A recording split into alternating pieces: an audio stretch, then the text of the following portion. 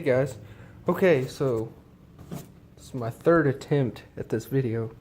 Everybody in my house being so loud, so I had to come outside to do this for y'all. But anyway, I'm going to show off some of my pocket knives today. These are a few knives that I've carried as EDC knives. This is my EDC knife right now that I've gotten most recently, but I'm just going to go down the list from cheapest to most expensive and tell you the prices and what I like about them compared to the other knives. So this is the first knife. It's a Ozark trail knife from Walmart, which I bought not that long ago actually. And you know, I had expensive knives and I was like, for $4, I mean, it looked good. I didn't know about them. I looked it up and you know, everybody was raving about how nice these knives were for $4, and it really is a pretty nice knife. It's centered well. It's got a deep carry pocket clip.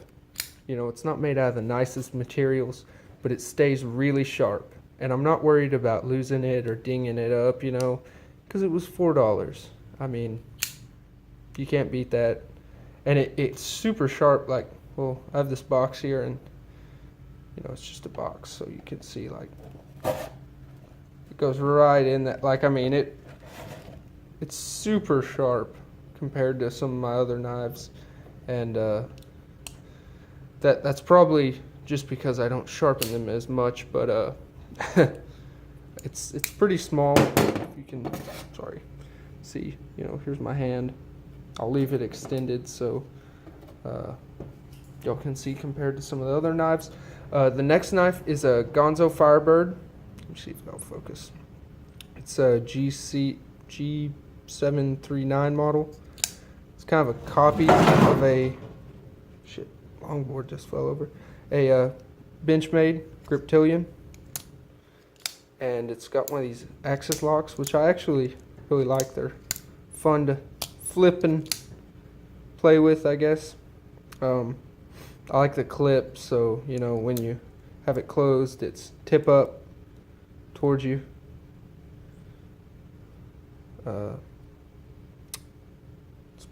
You know, not really a deep carry pocket clip, but it sits well in my pocket.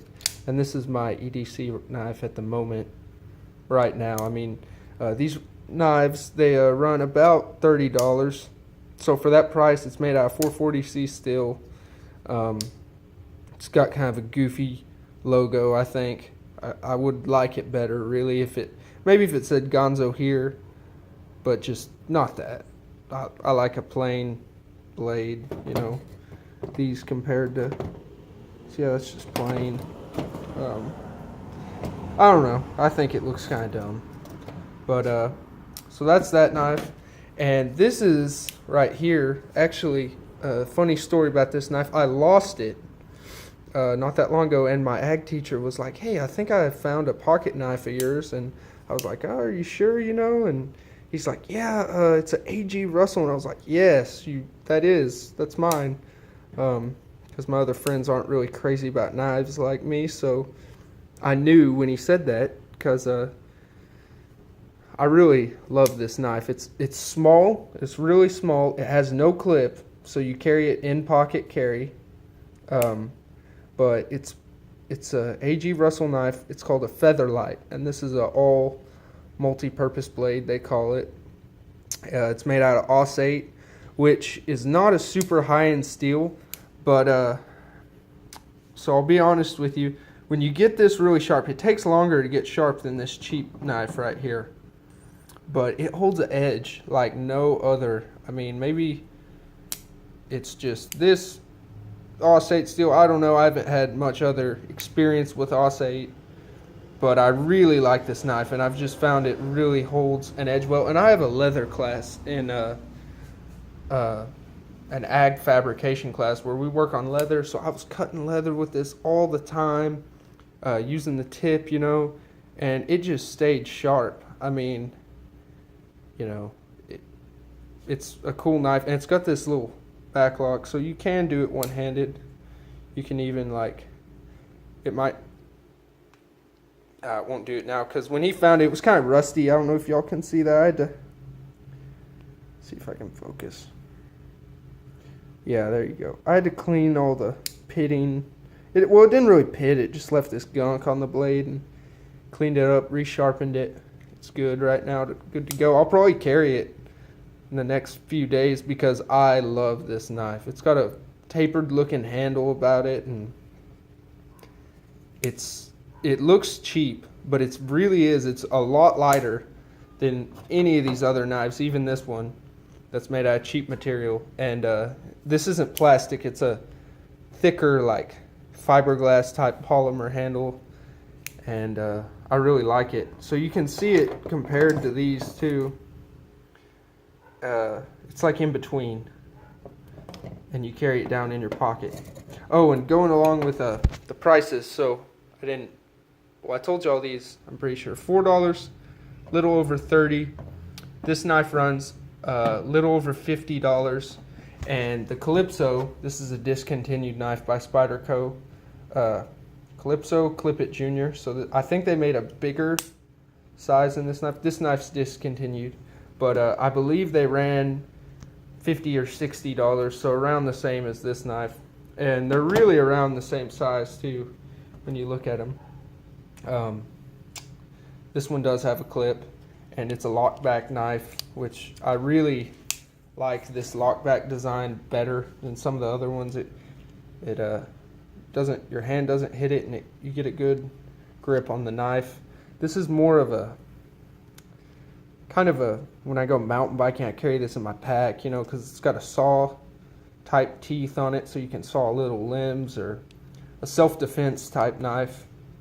A little bit of paracord on the bottom just to look cool, but I really like this knife. I messaged Spyderco and I was like, oh, y'all should bring this back, and they had a flat edge. I wish this one was a flat edge.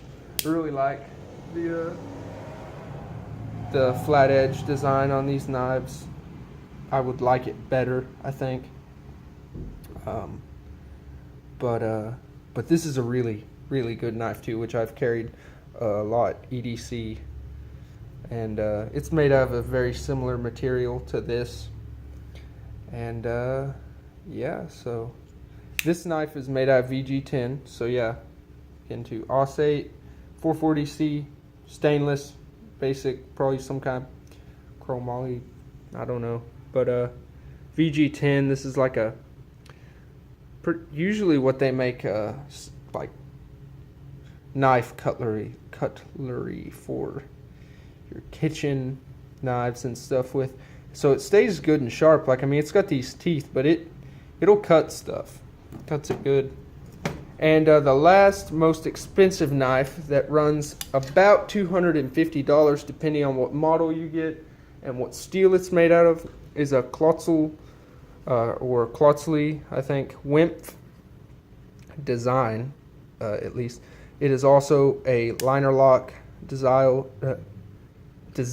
excuse me, and it has a flat edge along with a few of the serrations, which I'm not a huge fan of. I'd rather it be one or the other, but well, for this style, I do like having some blade. I kind of wish it was all flat edge.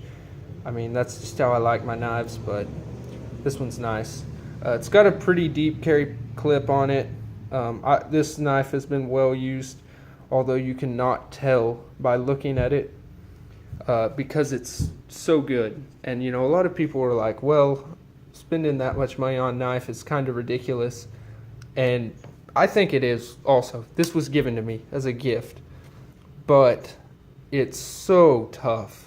You know, it's really sleek too compared to, you look at that compared to this knife I've been carrying.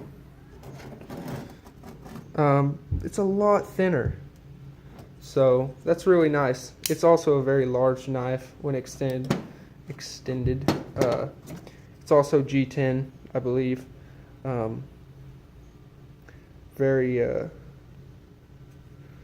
maybe carbon fiber, but I think G10. It's not as grippy as the other, different style pattern, but really great knife.